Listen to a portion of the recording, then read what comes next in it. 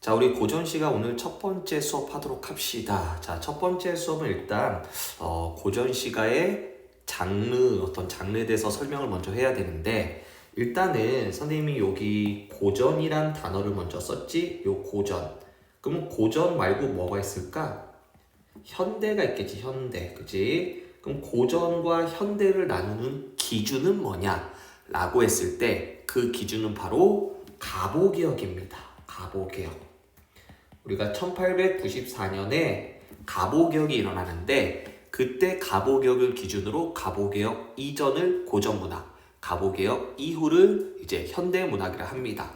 자, 그 다음 두 번째 시가라고 적혀 있죠. 시가는 쉽게 얘기하면 운율 있는 문학. 그래서 우리는 고전, 이제 운율 있는 시를 우리가 배우도록 합니다. 요즘은 TV 보면 우리가 옛날에는 시가 노래였어. 운율이 있기 때문에 노래였는데, 요즘은 이제 현대 노래 중에 요즘 유행하는 장르가 뭐니라고 하면, 요즘 유행하는 장르는 트로트? 그지? 뭐 이런 거 있잖아. 트로트 아니면 뭐 힙합 뭐 이런 건데, 마찬가지로 고전 운문, 고전 시도 옛날 시대에 따라서 장르가 있었어. 그래서 그 장르의 순서를 먼저 아는 게 중요한 것 같아. 여기 아래 한눈에 보기 보면 바로 장르가 적혀 있는데, 첫 번째, 우리나라가 생기고 삼국시대까지, 고구려, 백제, 신라시대까지, 이때 장르를 우리가 고대가요라고 합니다. 고대가요. 괜찮니? 자, 두 번째는 이제 통일신라시대가 되고 나서 그때 우리 장르를 향가라고 합니다. 오케이? 향가. 자, 그 다음에 세 번째는 이제 우리가 고려시대 때 평민들의 노래인 고려가요가 있어요. 이렇게 세 번째 장르. 시대별로 장르를 외우면 돼. 삼국시대까지는 고대가요. 그 다음에 통일신라시대까지는 향가. 고려시대까지는 고려가요. 그 다음 네 번째. 주로 조선시대 때 많이 나왔던 게 네 번째 시조. 원래 시조는 고려시대부터 나왔는데 주로 조선시대 때 많이 창작이 됐어요. 그래서 그냥 조선시대라고 그냥 알면 되고, 그 다음에 같은 시대 때 나왔던 다섯 번째 가사라는 장르가 있습니다.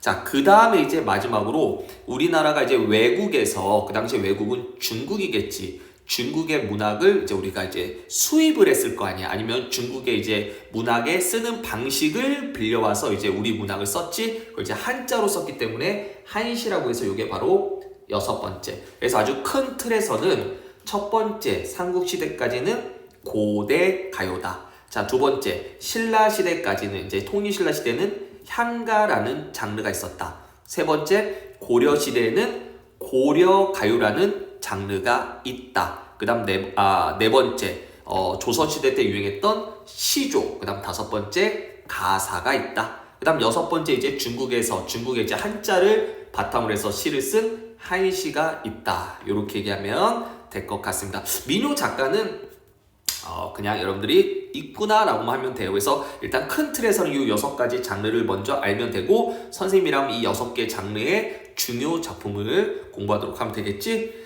자, 갈래의 특징 보면 오늘 할 것은 이제 고대가요와 향가까지 할 건데, 고대가요 보면 그냥 배경설화와 함께 전해진다. 그러니까 이 고대가요 노래가 만들어지게 된 이야기가 있다. 이런 뜻입니다. 그 다음 두 번째, 대체로 구전되다. 구전이란 단어는 입으로 불려지다 해서 입으로 불려지다가 후대에 와서 한역되다. 한역되다는 뭐야? 한역은 이제 한자로 번역된다. 이런 뜻입니다. 그 다음에 향가는요, 일단 고대가요 하고 향가로 돌아와서 우리가 다시 향가 특징을 보도록 하죠. 자, 다다음 장 가면 이렇게 작품이 나오죠. 고대가요. 첫 번째 고대가요입니다. 우리가 고대가요 한번 해석해 보도록 합시다. 첫 번째 작품은 공무도화가입니다. 공무도화가. 한번 볼까요? 님이여, 물을 건너지 마세요. 근데 님은 기어이 물을 건넜네. 그래서 물에 빠져 돌아가시니. 여기 물에 빠져 돌아가시니 줄 쳐봐. 이 세 번째 줄이 바로 이 작품을 쓴 이유지. 뭐야? 물에 빠져 돌아가셨다. 한마디로 이미 뭐였다고? 돌아가셨다는 얘기는 죽었다는 얘기죠. 그래서 마지막 줄, 이제 임을 어이하지. 그래서 어이할 거 뭐야? 슬프다 이거지. 슬프다.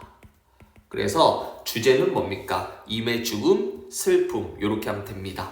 자, 여기서 이제 키워드는 뭐냐면 이 물인데 만약에 이미 물에 안 들어갔으면 살았겠지. 들어가서 죽은 거 아닌가? 그래서 물의 기능은 삶과 죽음의 경계다. 이렇게 외우면 되겠습니다. 그래서 공모도화가의 키워드는 물입니다. 그래서 주제는 임의 죽음, 슬픔이고요. 그 다음 물의 기능은 삶과 죽음의 경계. 이렇게 외우면 되네. 자, 두 번째 황조가입니다. 황조가는 이제 유리왕이 있었죠. 유리왕이 아내가 있었는데 아내 2명 있었는데 그 아내 둘이 너무 싸운 거야. 그 중에 한 여자가 이제 너무 싸운 게 싫어서 이제 자기네 나라, 원래 중국 여자였어서 중국으로 가버렸어. 그래서 유리왕이 그걸 알고 그 여자를 쫓아가다가 결국 못 찾고 돌아오면서 나무 아래서 쉬다가 꾀꼬리를 보고 노래한 건데 어떤 내용인지 한번 볼까요?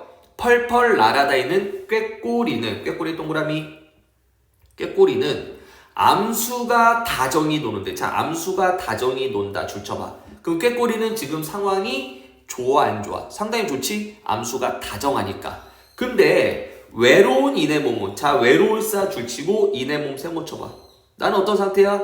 외롭죠, 그죠? 나는 외로워요. 괜찮습니까? 나는 어떤 상태라고요? 에고. 나는 어떤 상태라고? 외로운 이내 몸이죠. 그래서 나는 외로워. 그럼 꾀꼬리와 나는 어떤 관계일까? 1번 같다, 2번 대조다.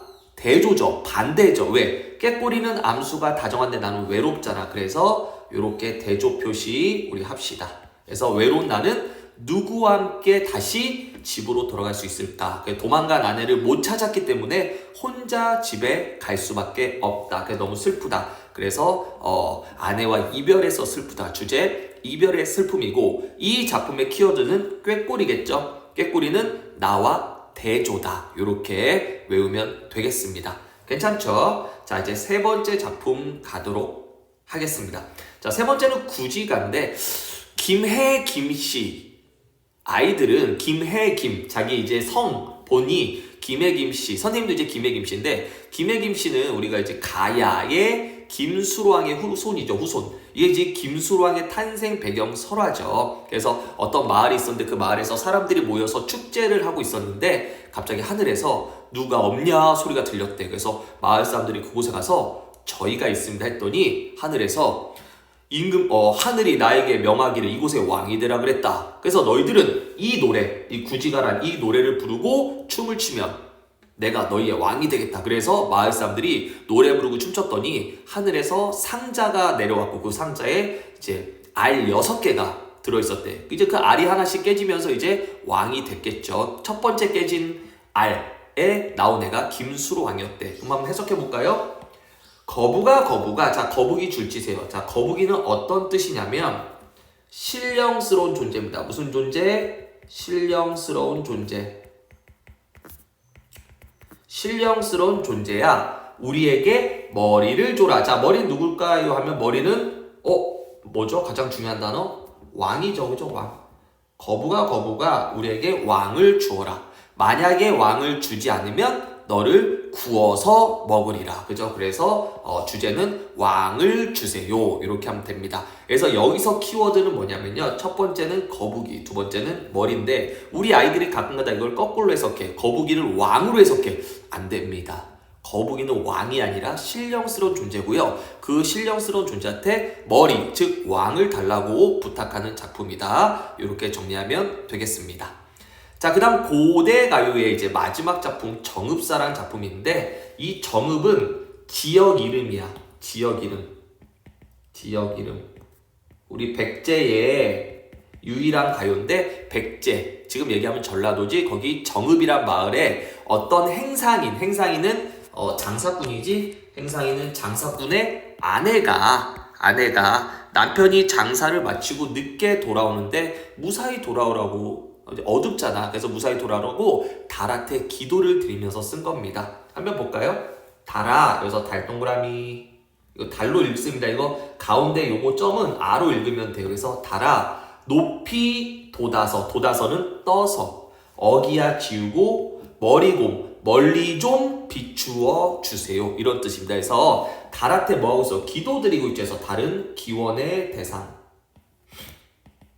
그래서 달한테 뭐 하고 있어요? 높이 높이 떠서 멀리 멀리 비추어 달라고 얘기하고 있죠. 어기야 억양돌이 아으 다름돌이는 이거 우리가 해석을 안 해. 이거 우리가 후렴구라 그래. 해석을 안 하는 것을 일반적으로 후렴구라 그러기 때문에 해석은 안 해요. 그러면 우리는 요 두 줄만 해석하면 됩니다. 먼저 달아 높이 떠서 멀리 비춰주세요. 이때 키워드는 달, 기원의 대상이고 이때 화자는 누구야? 행사인의 아내지. 그래서 어떤 아내가 청자는 누구야? 달한테 이제 얘기하는 거죠. 자, 두 번째 가볼까요? 저재에 계신가요? 자, 저재도 동그라미. 저재는 뭐냐면 시장이란 뜻이야. 뭐라고요? 저재, 시장. 그래서 이게 변해서 저작거리가 되는 거죠. 그 저작거리 음악 들어봤지? 아이고 조선시대 때 그 저작거리에 가서 그 시장이에요. 그럼 이걸 통해서 알 수 있는 게 뭐냐면 남편의 직업을 알 수 있어요. 직업. 오케이. 시장에 계신가요? 아직까지 시장에서 물건을 팔고 계신가요? 어기야 해석 안 해요. 증대세모. 증대는 젖은 땅이니까 위험한 곳이야. 위험한 곳. 이것도 키워드. 위험한 곳. 그래서 여기서 키워드가 두 개인데 하나는 저재와 증대. 이 증대는 남편이 이제 집으로 돌아올 때 장사 끝내고 집으로 돌아오다가 위험한 곳 이퀄 뭐 산적을 만날까봐. 옛날에 산적이 있었겠죠. 아무래도 지금처럼 차 타고 집에 오는 게 아니고 아니면 걸어서 와야 되잖아. 그것도 가로등이 어딨니? 정말 뭐 달빛에 의지해서 걸어와야 되니까 산적이 더 많았을 거야. 호랑이도 있었고. 해서 당시 위험한 곳을 디디다, 밟다, 가다. 갈까봐 리을쉐라. 두렵습니다. 그래서 뭐야? 갈까 두렵습니다. 뭐라고요? 당시 위험한 곳을 갈까 두렵습니다. 그러니까 위험한 곳을 갈까 두렵다는 얘기는 다시 그냥 뭐 산적을 만날까봐 두렵다. 뭐 이런 뜻입니다. 어기야 억양돌이 해석 안 하죠? 그 다음에 어느이다 놓고시라. 어느이다는 짐을 당신의 짐 혹은 뭐 당신 번 돈을 아무데나 놓고 오세요. 누구 만나면 산적 만나면 괜히 당신이 오늘 번 돈을 지키려다가 죽지 말고 그냥 돈을 아무데나 버리고 당신 짐을 아무데나 버리고 몸이라도 무사히 오십시오 이 뜻이야. 어기야 해석 안 하고요. 네 여기서 내는 남편이야. 남편 가는 곳 점그랄세라. 점그랄세는 저물다. 즉 어두워질까봐. 어두워질까 두렵습니다 이 뜻이야. 어두워질까 두렵습니다 이 뜻이야. 그래서 우리 남편 조심 왔으면 좋겠다 해서 요 두 연 마지막에 요 두 연은 누구한테? 아내가. 화자는 아내죠. 그 다음에 청자는 달이 아니라 남편이겠죠. 이렇게. 그래서 청자가 바뀌어요. 처음에는 1년은 달한테 얘기했고요. 1년은 달한테 했고 2, 3년은 이제 남편한테 얘기하는 아내의 모습. 이 정읍사의 키워드는 달, 기원의 대상이고요. 저재, 남편의 직업 알 수 있는 시장이란 뜻이고요. 증대, 위험한 곳 이렇게 키워드 외우면 되고 주제는 남편 무사히 돌아오세요. 이렇게 가면 됩니다. 자, 여기까지가 우리 삼국시대까지 장르였던 고대가요입니다. 그래서 고대가요 다시 정리하면 첫 번째 공무도화가 주제 뭡니까? 임의 죽음, 슬픔. 이때 키워드는 물의 의미 뭐다? 삶과 죽음의 경계다. 두 번째 황조가 이별의 슬픔. 이때 키워드는 꾀꼬리다. 꾀꼬리는 화자와 대조되는 자연물이다. 자, 세 번째 구지가의 주제는 왕을 주세요. 이때 거북이는 신령스러운 존재, 머리는 왕이다. 그 다음 네 번째 정읍사 주제 뭐예요? 남편 무사히 돌아오세요. 이때 달은 뭡니까? 기원의 대상. 그 다음 저재는 남편의 직업을 알 수 있는 시장이란 단어고 증대는 위험한 곳. 이렇게 여러분들 이 네 작품은 제목도 외우셔야 되고 주제와 선생님 지금 얘기했던 중요 키워드를 꼭 외우셔야 합니다. 그래서 이렇게 네 개 공무도화가, 황조가, 구지가, 정읍사 여기까지가 고대 가요였습니다. 어렵지 않죠? 자, 다시 앞으로 돌아와서 우리 두 번째 오늘 선생님이 할 두 번째 향가까지 하겠습니다. 자, 아까 선생님이 고대 가요는 주로 삼국시대까지 썼다면 향가는 이제 신라시대, 통일신라시대 때 썼다라고 얘기했죠. 고려 초까지라고 했지만 그냥 신라라고 하면 됩니다. 신라. 향가는 향찰로 표기됐어요. 향찰. 향찰은 나중에 선생님이 설명할게요. 그냥 향찰로 표기됐다 이러면 되고요. 형식이 있는데 4구체, 8구체, 10구체가 있다. 이때 구체는 뭐냐면 줄입니다. 줄. 결국 4줄, 8줄, 10줄짜리가 있다. 이런 얘기입니다. 특히 그때 10줄, 19체 향가를 사뇌가라고 부른다. 이렇게 얘기하면 돼요. 그래서 향가는 4줄짜리, 8줄짜리, 10줄짜리가 있다. 아무래도 뭐 4줄짜리는 뭐 그렇게 문학성이 별로 없겠지. 대부분 10줄짜리가 대부분 문학성이 많겠죠. 그래서 작품도 많고 해서 우리가 10줄짜리 향가, 뭐 8줄도 있고 해서 향가 몇 개를 한번 해볼게요. 처용가, 모죽질한가, 찬기파랑가, 제막내가, 그 다음에 요거는 선생님이 안민가라는 작품인데 예전에 수업했던 거랑 살짝 지우고요. 이렇게 안민가까지 3개, 4개, 5개까지 하겠습니다. 자, 향가 들어가도록 할까요? 처용가입니다. 자, 처용은 사람 이름이에요. 처용이 불렀다 이거죠. 자, 갑니다. 서울. 여기서 서울은 어디겠니 얘들아? 이거 통일신라 시대 때 노래니까 통일신라 서울은 경주입니다. 경주 밝은 달밤에 이런 뜻입니다. 밤 늦게까지 놀다가 집에 들어와 잠자리를 봤더니 가라리는 다리야. 다리가 4개다. 어우 쉣. 그치? 처용이가 서울 경주에서 밤늦게까지 친구랑 놀다가 들어와서 자기 침대 위를 봤더니 다리가 4개래요. 원래는 2개만 있어야 돼. 누구? 자기 아내. 근데 4개가 있대. 아내가 바람피지. 이런 거잖아, 그치? 그럼 처용 입장에서 화가 나겠지? 볼까요? 둘은 내해 건데, 내해 줄죠. 내해는 아내야. 둘은 내 건데, 즉 여기서 내 아내 것인데, 둘은 니해 거냐, 누구 거냐 이 뜻이야. 누구 거냐.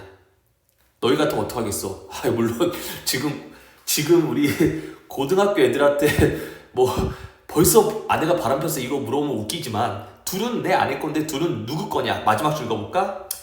본디 원래 내 아내였지만 원래 뭐라고요? 내 아내였지만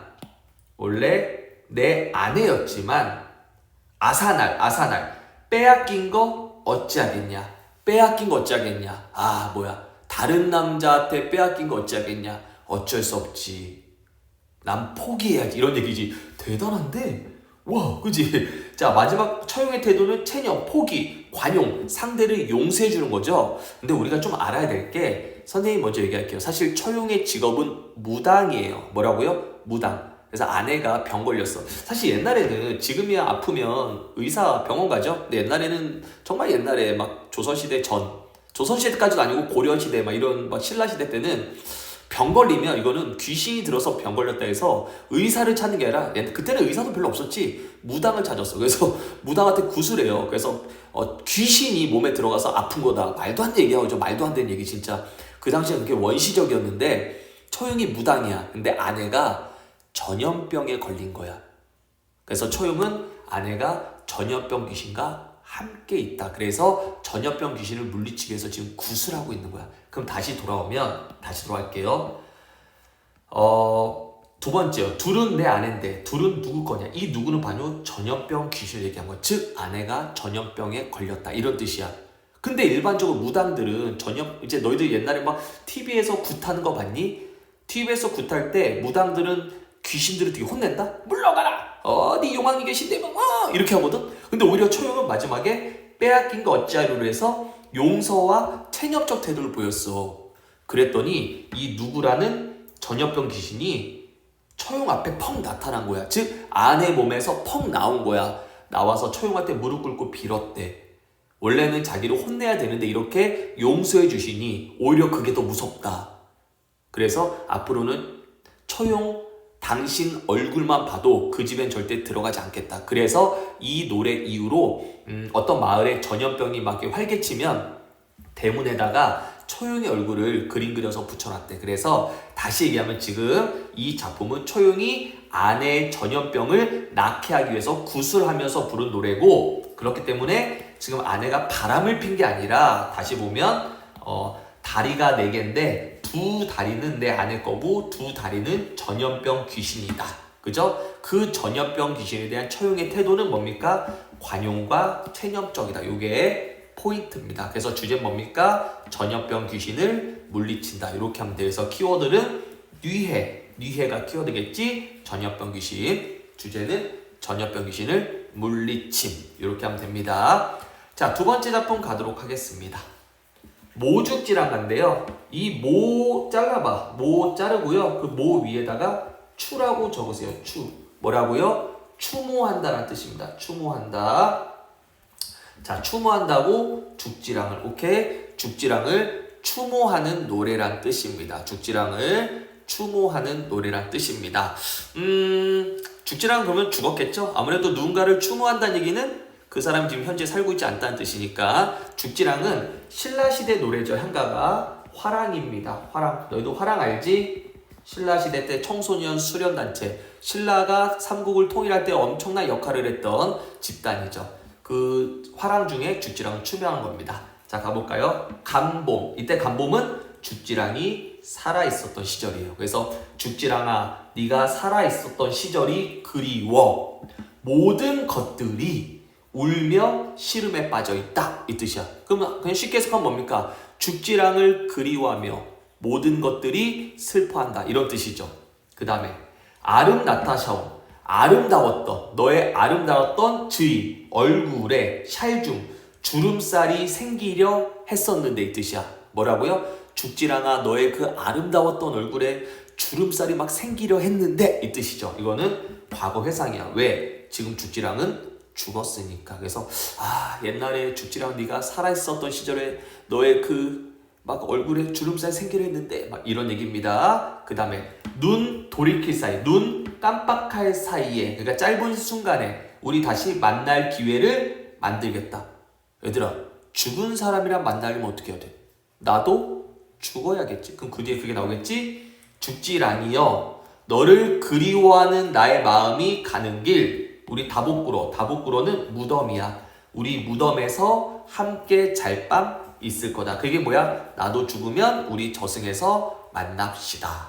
뭐 어렵진 않죠? 그래서 주제는 죽지랑을 추모하고 그리워한다. 이런 뜻입니다. 내용 전개 방법은 중간에 죽지랑의 외모, 과거의 죽지랑의 그 모습을 묘사했죠. 그래서 과거 회상적이다. 주제는 죽지랑을 추모하고 그리워한다. 이렇게 가면 되겠죠.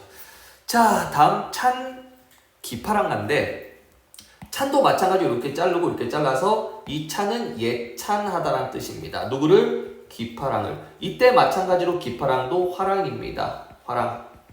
죽은 기파랑을 예찬해. 모죽지랑가랑 비슷한데 약간 좀 차이가 있다면 전개 방법이 달라. 모죽지랑가는 과거를 회상했죠. 근데 찬기파랑가는 화자와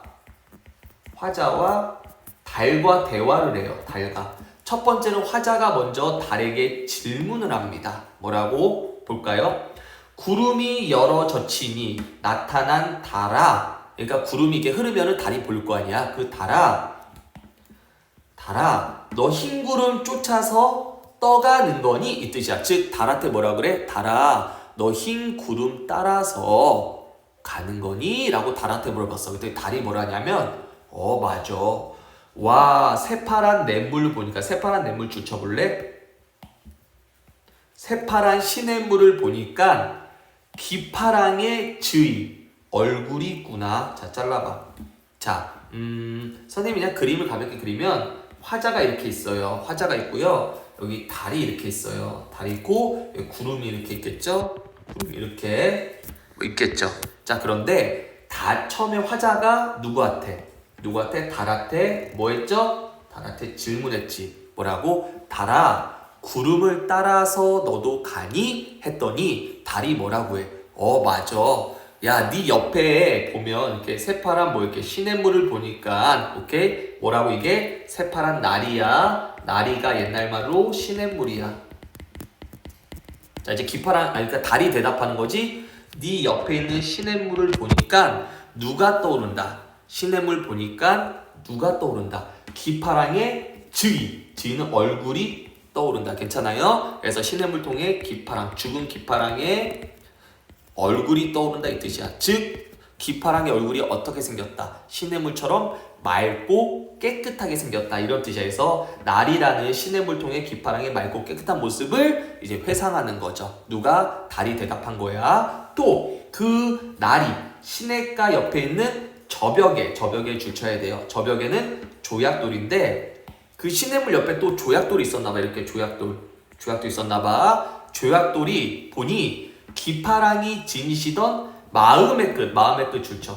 마음의 끝은 성격이에요. 그래서 그 기파랑의 성격을 따르고 싶다. 여기까지 달의 대답인데 그 다음에 또 달이 뭐라 그래? 시냇가 옆에 조약돌을 보니까 조약돌이 둥글둥글해. 그래서 그 둥글둥글한 조약돌 보니까 둥글둥글했던 기파랑의 성격이 떠오르고 그 성격을 따르고 싶다라고 이렇게 얘기하는 거죠. 그래서 여기서 조약돌을 통해서 조약돌 통해서 기파랑의 뭘 알 수 있어요? 성격을 알 수 있죠. 그래서 여기서 키워드는 새파란 나리와 그 다음에 저벽이란 조약돌이에요. 여기까지. 자, 다시 설명하면 1년은 화자가 달한테 달아 너도 구름 따라서 떠나가는 거니 했더니 2년이 달이 뭐라고 그래? 맞아. 야, 너를 보니까 네 옆에 있는 시냇물을 보니까 죽은 기파랑의 얼굴이 떠오르고 시냇물 옆에 있는 조약돌을 보니까 그 기파랑의 아주 원만했던 그 둥글둥글했던 성격이 떠오르고 그 성격을 따르고 싶다. 이렇게 달이 얘기한 거죠. 그래서 여기까지는 달의 대답. 맞아. 이제 화자가 또 얘기하죠. 그래 맞아. 잣가지가 높았지. 잣가지는 키워드예요. 잣가지는 기파랑의 절개. 그 기파랑은 지조가 되게 높아서 서리세모, 서리는 시련, 기파랑은 시련에도 쓰러지지 않을 화랑의 정신을 갖고 있었지. 그래서 마지막은 화자가 혼자 기파랑을 예찬하고 있습니다. 그래서 이 작품은 결국 달과 화자가 뭐하고 있어요? 대화를 하고 있어요. 그래서 여기 성격에다가 대화체라고 하자. 대화체. 그 다음에 또 하나만 더 볼게요. 기파랑을 예찬했죠. 뭘 이용했죠? 시냇물, 조약돌, 잣가지를 통해 예찬해서 여기다 적을래요. 자연물을 통해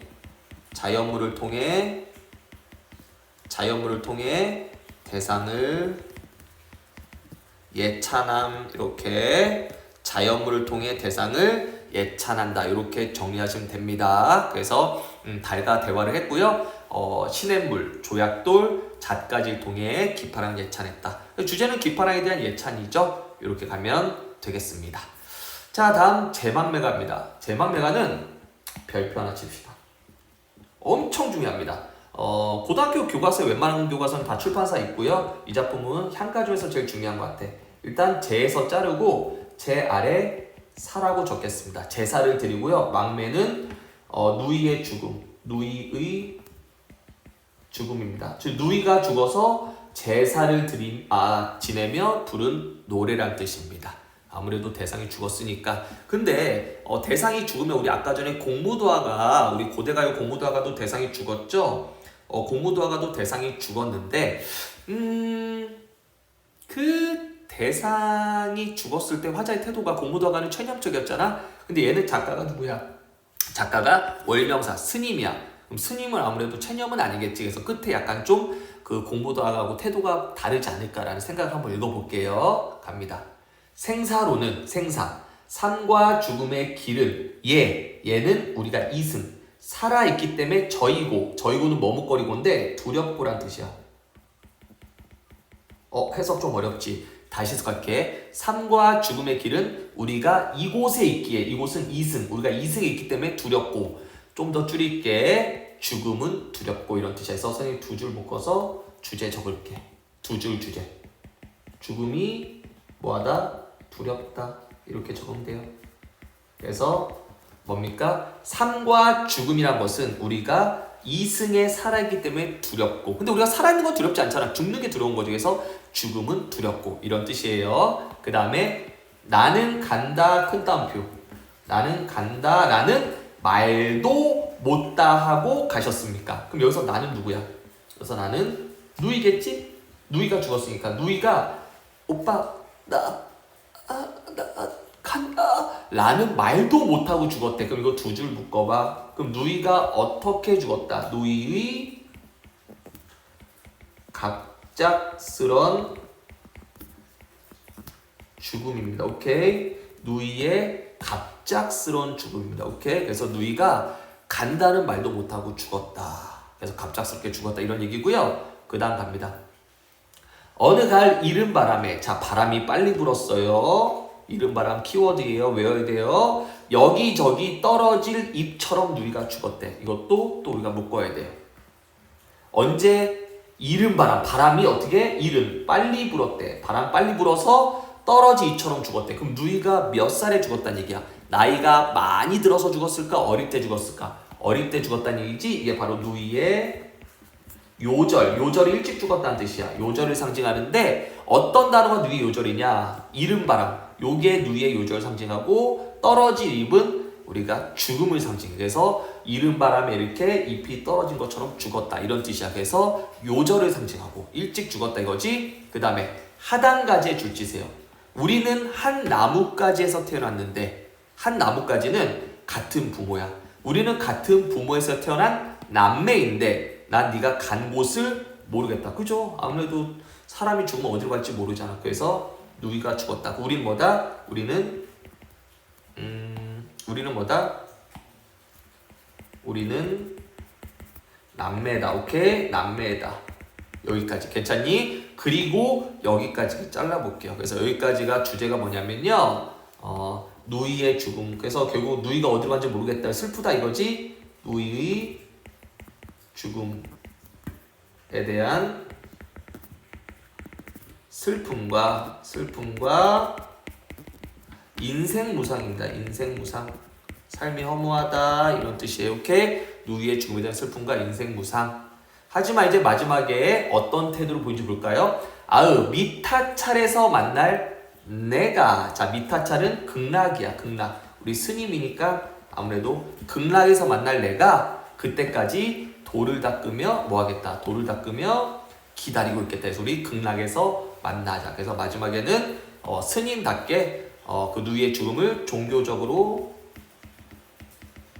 극복합니다.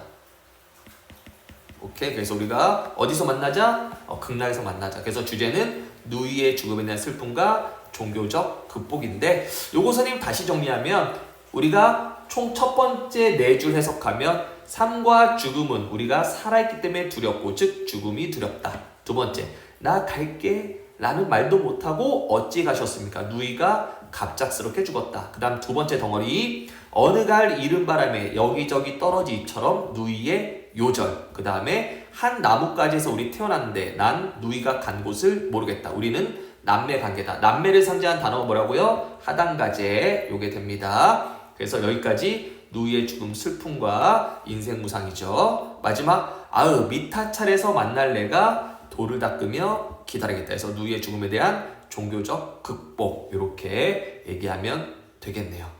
이해되시죠? 자, 그 다음에 향가 마지막 작품 안민가 한번 해보도록 합시다. 안민가는 쉬워요. 안민가는 안은 편안할 안자, 민은 백성민, 백성을 편안하게 만드는 노래란 뜻인데 한번 가볼까요? 임금은 아빠고요, 신하는 사랑스러운 엄마고, 백성을 어린아이라고 임금님께서 생각해 주신다면, 일단 이거 비유법이야. A는 B, 은유법이죠? A는 B. 그래서 임금님께서 만약에 나 임금은 우리 백성의 아빠고, 우리 신하는 백성들의 엄마고, 우리 백성들은 어린 아이요 라고 임금님께서 해주신다면 백성들이 그런 임금의 사랑을 알 겁니다. 그죠? 아무래도 임금님이 백성들을 자기 자식으로 생각해주면 백성들 입장에서 되게 고맙겠지. 왜? 야, 부모는 자식을 챙기잖아. 그러니까 결국은 임금이 자기들을 엄청 챙겨주겠다는 생각을 할 거 아니야. 다음, 꾸물거리며 힘들게 사는 백성을 임금께서 이들을 잘 먹이고 다스려 준다면, 자식으로서. 그래서 백성들이 내가 이런 땅을 버리고 어디로 가겠냐? 임금이 이렇게 우리를 잘 챙겨주는데 내가 이런 땅을 버리고 어디로 가겠냐? 안 가. 나는 이 땅에서 영원히 살 거야. 행복해. 라는 말을 한다면 나라가 디니디 잘 유지될 것입니다. 오케이? 이해되죠? 마지막, 그러기 위해서 어떻게 해야 돼? 군다이. 임금은 임금답게, 신다이. 신하는 신하답게, 민다이. 백성은 다이가 답게야. 백성답게 한다면 나라가 태평할 것입니다. 결국은 주제는 나라를 다스리는 올바른 자세죠. 임금은 아빠답게, 신하는 엄마답게 백성을 어린아이라고 임금께서 생각해 주시고 그런 어린아이 같은 백성을 잘 보살펴 주신다면 나라가 태평할 거다. 그래서 나라가 태평하게 만드는 방법 안민가였습니다. 자, 여기까지 우리가 향가였습니다.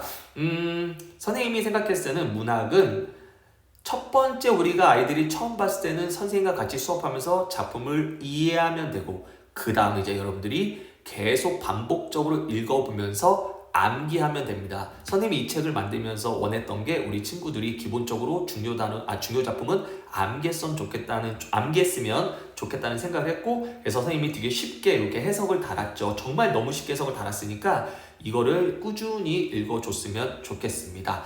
이번 시간 여기까지 하고요. 다음 시간에 이제 우리가 고려 가요부터 수업을 하도록 하겠습니다. 수고 많으셨습니다.